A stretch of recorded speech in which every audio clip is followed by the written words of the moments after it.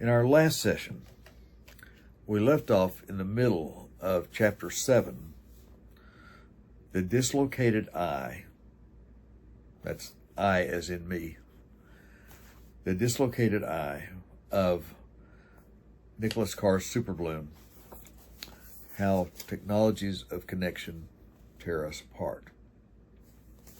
So we continue page 169. Except I'm going to read the last paragraph so we can kind of get some continuity here that I read in the last session. When in the real world, as we used to call it, the self feels its way into the corners of the various places and moments through which the body moves. The body is our means of being a separate and distinct individual, but it is equally our means of exploring and accommodating ourselves to society in all its contingency and complexity. To shape ourselves to others with whom we share actual time and actual space is not to become broken or fake, or, as Zuckerberg suggested, to lose integrity. It's to undergo an enlargement of the sympathetic imagination and in the process become at once more fully an individual and more fully a part of what Cooley termed the social mind. It is in and through the body that the individual self and the social self emerge and meld. Every person is special, Cooley stressed, but no person is separate. When the self collapses into content, it shrinks to fit the medium that carries it. Like all the other content it travels with and competes against, it has to be recognizable and decipherable at a glance. It needs to mug and wink and wave to be meme-like. Detached from the body, removed from space and time, the I squeezes into, and here at least Zuckerberg was correct, an identity. A set of descriptive or ideological codes suitable for transmission through high-speed networks. As the self's vessel in the virtual world, an identity serves as a stand-in for the body. It provides, as the body did, a means for being part of society, for bringing the I into the we. But unlike the body, identity works through the explicit process of group affiliation, through self-categorization, rather than the fuzzy accumulations of sympathetic understanding. The society it keeps is exclusive, not inclusive. Although ethnic, religious, and national pride are as old as ethnicity, religion, and the nation-state, our contemporary way of thinking about identity as a set of extrinsic markers that define one's affiliation, rather than a set of intrinsic traits that add up to one's personal character, is a fairly recent development. As Kwame Anthony Appiah explains in The Lies That Bind, it came to the cultural fore only in the second half of the 20th century. The assumption underpinning the idea of shared or social identity, that, as Appiah writes, at the core of each identity there is some deep similarity that binds people of that identity together, may be a fallacy, but the idea has nonetheless provided a powerful means of enabling historically oppressed groups to organize to counter prejudice and secure civil rights. It engenders political solidarity, regardless of whether it reflects anything other than superficial similarity. Social identity plays an important organizing role online as well, but it can also, when it usurps individual character, lead to a kind of self-stereotyping. It becomes a cage, if a comfortable one. In social media's flux, identity serves as a defense mechanism.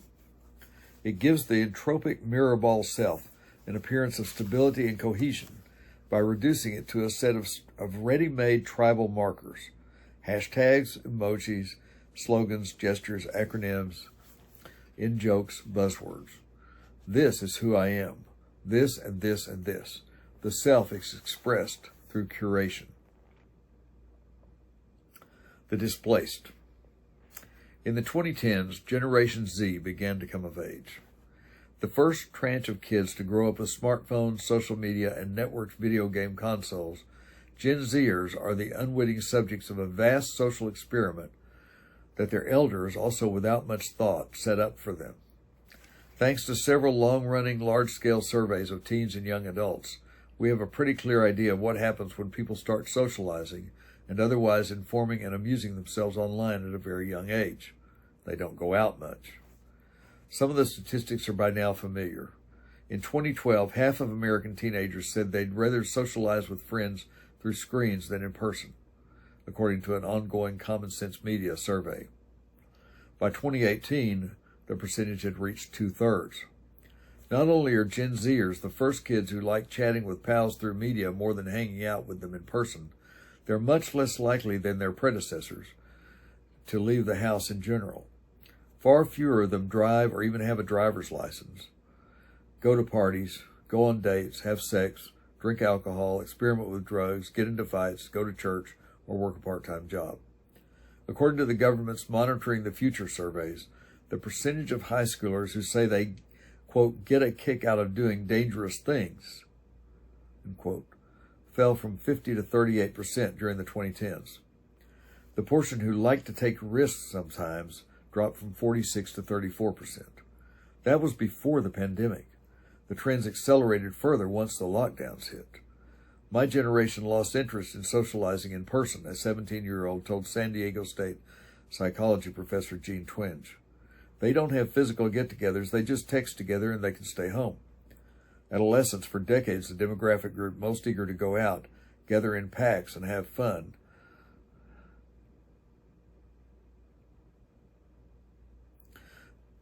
Let me start that over again. Adolescents, for decades, the demographic group most eager to go out, gather in packs, and have fun, have become homebodies. It would be perverse to wish that teenagers would drive drunk or get knocked up more often. Because of the behavioral shifts, parents can sleep easier on Saturday nights. But the trends point to deeper changes in how people relate to one another and the world. A 2023 study by the University of Rochester's Vijay Kannan and Peter Veazey, drawing on data from the Bureau of Labor Statistics' Venerable American Time Use Survey, found that from 2010 to 2019, social engagement plummeted for young Americans. The average amount of time that people aged 15 to 24 spent socializing in person with friends fell by half, from 133 to 67 from 133 to 67 minutes a day. That amounts to more than 400 fewer hours of friendly FaceTime over the course of a year. Time spent in the presence of family members didn't fill the gap. It too dropped from 211 to 187 minutes a day.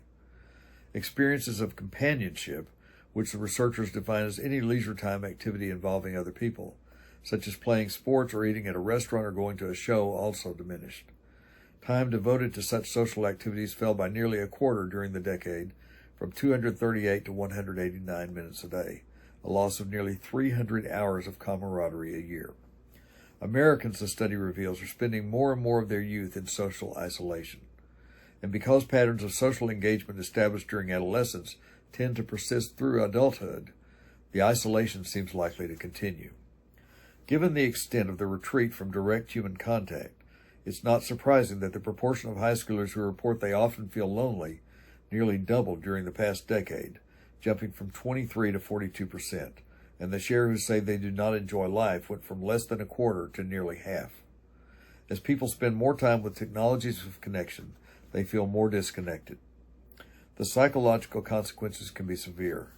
As Cannon and Veazey note, citing many past studies, in-person social interaction is essential for health and longevity, while isolation exacts a heavy toll on individuals and society. As the rising rates of loneliness among the most devoted social media users make clear, interacting through screens is not the same as hanging out. While a few studies have found benefits to online interaction, the researchers write, there remain aspects of in-person interpersonal interaction, for example, touch, simultaneous expressions, mutually experienced environment, that cannot be replicated online. When we converse face-to-face, we learn how to read other people, a subtle corporeal art that involves far more than the hurried scanning of words and images. Empathy is another human quality that doesn't scale. The virtual world is a cold place. For many teens and tweens, particularly girls, the 21st century has been a time of growing despair. Teen mental health collapsed in the 2010s, reports New York University social scientist Jonathan Haidt. According to the National Survey on Drug Use and Health, the percentage of U.S. teenagers experiencing a major episode of depression doubled between 2010 and 2019, from 8 to 16%, with the rise steepest among girls. In 2019, nearly 1 in 4 girls suffered a bout of severe depression. Rates of anxiety disorder also jumped. The increases in reports of depression, anxiety, and loneliness are not just a result of teens being more vocal about their mental health. They're reflected in objective measures of illness and injury. The number of older teens ages 15 to 19 admitted to hospitals for non-fatal self-harm rose 48% for girls and 37% for boys over the decade, according to the Centers for Disease Control and Prevention. For younger teens and preteens ages 10 to 14, the rise was sharper still, up 188% for girls and 48% for boys. Suicide rates saw similar increases, up 64% for older girls, 35% for older boys, and up 134% for younger girls and 109% for younger boys. While self-harm and suicide remain extreme cases with many contributing factors, the sudden upsurge in their occurrence, tragic in itself, sends a signal. It points to a broader social malaise, one that reaches beyond middle schools and high schools. The National College Health Assessment, which collects data from campus mental health clinics, reports that from 2010 to 2019, the portion of undergraduates treated for depression doubled, from 10 to 20%, while the share treated for anxiety disorder more than doubled, from about 10% to nearly 25%. As with social isolation, the effects of youthful anxiety and depression tend to persist into adulthood. A 2008 study in the journal Sociology found that anxious and sad affect during adolescence was strongly associated with adverse adult social outcomes. That suggests the current psychological problems will continue to haunt the young as they age. The extent of social media's psychological harm has been debated for years. Skeptics point out that some studies show that social media can have psychological benefits, giving young people more social connections. That's true. For some kids, it's a lifeline. The skeptics are also quick to stress that correlation does not prove causation. That's also true. But while spreading doubts about the causative role of social media in mental distress may have been warranted a decade ago, it's hard to justify now. It comes off as a head-in-the-sand response, and given the numbers, an irresponsible one. As Haidt wrote in a 2023 review of recent research, there is now a great deal of evidence that social media is a substantial cause, not just a tiny correlate, of depression and anxiety, and therefore of behaviors related to depression and anxiety, including self-harm and suicide. In her 2023 book, Generations, Jean Twenge offers an exhaustive analysis of data from the longitudinal studies of young people's attitudes and behavior. On the basis of timing and other factors, she rules out alternative phenomena that have been suggested as possible primary causes for the mental illness spike, such as economic hardship, political worries, fears about climate change or school shootings, parental and academic pressures, and stresses from the pandemic. Though all these things may contribute to feelings of anxiety or unhappiness, it's the rapid growth in digital media use that exhibits by far the strongest and most consistent association with the surge in psychological problems. What makes the longitudinal evidence particularly compelling is that it's consistent not only through time, but also across pretty much every country and culture where phones and social media are popular. Data from World Health Organization surveys of hundreds of thousands of teenagers in dozens of countries show that the number of teens with significant psychological distress was unchanged or down between 2002 and 2010, but then jumped sharply between 2010 and 2018, especially among girls, Twenge reports. Out of the 40 countries that collected data, 38 reported that the number of teens suffering high levels of distress increased between 2010 and 2018. International surveys tracking feelings of loneliness among high school-age kids also reveal abrupt increases during the 2010s. Loneliness among teens rose in 36 out of 37 countries around the world, writes Twenge. The number of teens experiencing a high degree of loneliness doubled in Europe, Latin America, and the English-speaking countries, and increased 65% in Asian countries. The fact that girls suffer more than boys adds further weight to the case. Whatever's causing the surge in psychological problems must be something that impacts both sexes, but has a larger impact on girls, Twenge explains. Digital media fits that description perfectly. Girls, she points out, spend more time on social media than do boys, are more likely to be targets of insults and slights, and are more sensitive about their looks and their popularity. The distinctive and well-documented social dynamics of girlhood, Twenge says, can produce a perfect storm on social media. She quotes a teenage girl who was interviewed by Facebook as part of the company's 2019 study of Instagram effects. Quote, "You can't ever win on social media. If you're curvy, you're too busty. If you're skinny, you're too skinny. If you're bigger, you're too fat. But it's clear you need boobs, a booty, to be thin, to be pretty. It's endless, and you just end up feeling worthless and shitty about yourself." End quote. Confronted with the extensive historical and anecdotal evidence of social media's culpability, skeptics will often argue that psychology experiments aimed at establishing a causal connection between social media use and mental health disorders have produced mixed results over the past 2 decades. Again, that's true. It's also beside the point. Narrowly focused empirical studies conducted in psych labs may produce useful findings about particular platforms or activities, but they're near useless when it comes to understanding how digital media is reshaping people's lives. The studies usually employ some form of dose-response methodology, similar to what medical investigators use to measure the effects of, say, salt intake or formaldehyde exposure on the health of individuals. In some of the media studies, researchers ask test subjects to estimate the time they spend on social platforms or the internet in general, DOSE, D-O-S-E, and then ask them questions about aspects of their mental health, response. In others, researchers have subjects spend a specified amount of time using social media, DOSE, and then compare their mood afterwards with their mood before, response. What these experiments miss is the way a new communication technology reshapes social relations in general. The ubiquity of smartphones and social media has fundamentally changed the social lives of kids and many adults, regardless of how many minutes a day they spend on Snapchat or TikTok or Instagram. If none of your friends wants to hang out, you'll suffer the effects of social isolation even if you delete all the social media apps on your phone.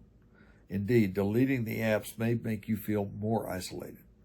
Twenge explains the situation well. The smartphone led to a global rewiring of human social interaction. When most people own smartphones and use social media, everyone is impacted, whether they use these technologies or not. It's harder to strike up a casual conversation when everyone is staring down at a phone. It's harder for friends to get together in person when the norm is to communicate online instead. Scientific experiments can obfuscate as well as illuminate. Trying to get a grip on broad, complex sociocultural trends by conducting lab tests on individuals is like trying to get a sense of the shoreline by squinting at grains of sand through a microscope. Sometimes you have to lift your eyes and take a wider view.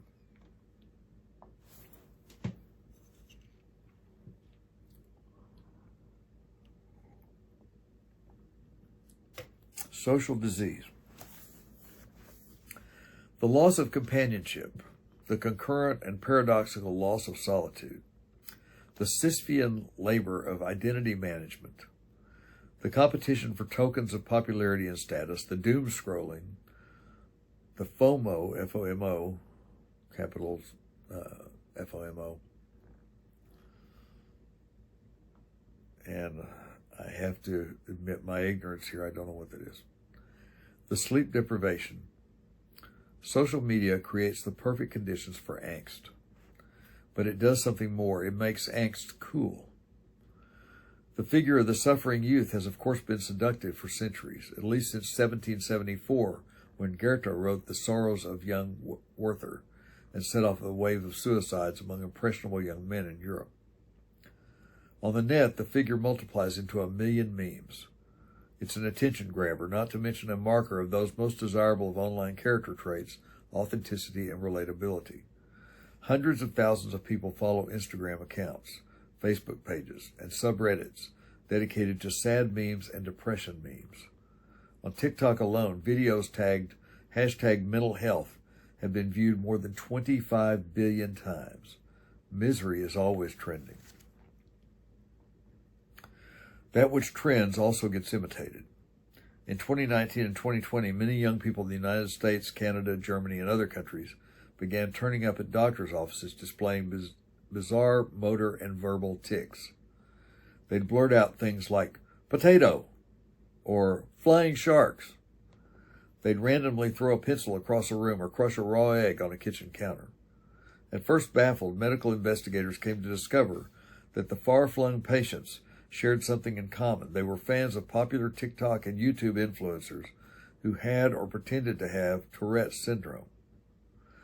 The outbreak, a group of German psychiatry professors reported in the journal Brain in 2022, was an example of a new type of mass hysteria spread online rather than through direct personal contact that they dubbed mass social media-induced illness.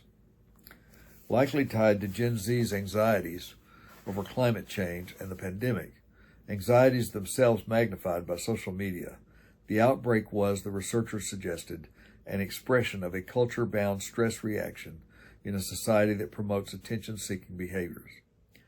The Tourette's episode was not an isolated one. Ever since pro-anorexia or pro-ana content coursed through Tumblr after the platform's founding in 2007, researchers have been investigating how social media platforms may serve as a vehicle of transmission for social contagion, according to a 2023 article in Comprehensive Psychiatry. The article's authors, another group of psychiatric researchers, pointed to the apparent connection between the popularity on TikTok and other platforms of plurals, influencers who claim to have split personalities, and an upsurge in self-diagnoses of the rare condition among the young.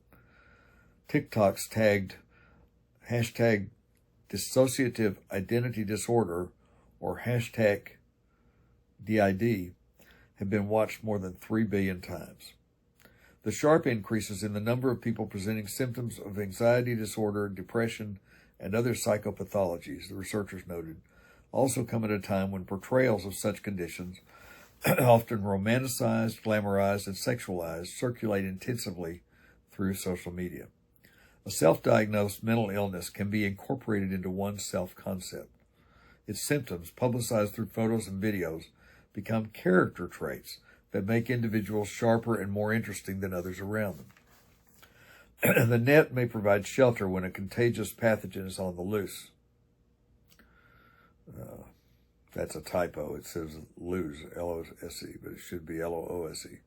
So the net may provide shelter when a contagious pathogen is on the loose, but it is itself an ideal vector for the imitative or sociogenic transmission of affliction. Disease, it turns out, can be spread by words and images as well as by germs. That doesn't mean people with sociogenic illnesses are faking it. Their symptoms and their suffering may be very real, but what the phenomenon makes clear is that the transmission of messages can be metamorphic, altering physical and mental states at a deep level. Through its emphasis on repetition and imitation, social media does more than influence people's opinions. It shapes and sometimes shakes the very foundations of their being.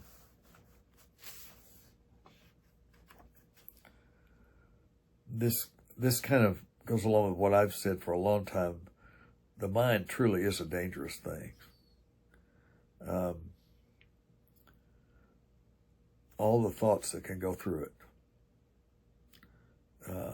They can be very good. They can be very productive, very encouraging. They can also be very destructive to oneself and to others. It's a little scary. The more we associate ourselves with symbols online, the more readable we become to each other and to the machines that take such an interest in our thoughts and feelings. As Zuckerberg understood early on, acts of symbolic association are also acts of self-profiling, and self-profiling makes the job of professional profilers, whether in industry or government, all the easier. From the moment of its founding, Facebook pushed users to express themselves by categorizing themselves, by picking personal descriptors such as relationship status and political views and gender from drop-down menus, by forming or joining groups with catchy names, by identifying and tagging their friends, by listing their favorite bands and movies in their high schools and hometowns. The users happily complied. I'm one of them. The site seemed benign, its categorization features serving to reveal connections between people that might otherwise have gone unnoticed. When you placed yourself into a category, listing, say, Scissor Sisters as a favorite band, or Eternal Sunshine of the Spotless Mind as a favorite movie, you immediately saw everyone else who had placed themselves into that same category. In joining a big social network and going through the routines of self-categorization, you expanded your own personal network. You broadened, it seemed, your social possibilities. A week after Facebook launched at Harvard in 2004, a junior named Amelia Lester wrote an exceptionally perceptive article about its appeal for the Harvard Crimson, the campus newspaper. Noting that the site tapped into several primal instincts, an element of wanting to belong, a dash of vanity, and more than a little voyeurism, she remarked on how quickly students had taken to packaging themselves as content on the new medium. Quote, just about every profile is a carefully constructed artifice, a kind of pixelated platonic ideal of our messy, all-too-organic, real-life selves, end quote. She understood as well how the site's emphasis on categorization had the effect of turning complex beings into legible objects. What made the network endlessly fascinating, she wrote, was the way it allowed everyone to sort themselves into neat little categories that were easy to scan and parse. Facebook rendered individuals visible and hence watchable to a degree far beyond anything anyone had ever experienced before. It brought hitherto top secret stalking techniques to the masses, turning everyone into a spy. What was emerging at Harvard, Lester recognized, was a captivating new social world fashioned entirely of images and messages. Once entered, it would be difficult, if not near impossible, to leave. Long before the venture capitalists and the marketeers moved in, and a full 15 years before the arrival of COVID, people were already choosing lockdown. When Zuckerberg in 2022 announced that Facebook was changing its corporate name to Meta Platforms and would embark on the construction of an all-encompassing virtual world called the Metaverse, everyone yawned. The Metaverse had been around for years, and we were in it. But even as Zuckerberg was making his pitch, another more impressive technological breakthrough was taking shape. The computers that had already elbowed their way into media's editorial function, choosing the content people see, were about to enter an even more important line of work, generating the content itself. Humans were extending the blessing of speech to machines. And thus, ominously, ends Chapter 7, The Dislocated Eye. In our next session, we'll move into Chapter 8, Machines Who Speak. And, of course, we're all hearing a lot about AI these days, artificial intelligence. And so anyway, Chapter 8 is Machines Who Speak. Of Superbloom, How Technologies of Connection Tear Us Apart, by Nicholas Carr. Thank you for watching.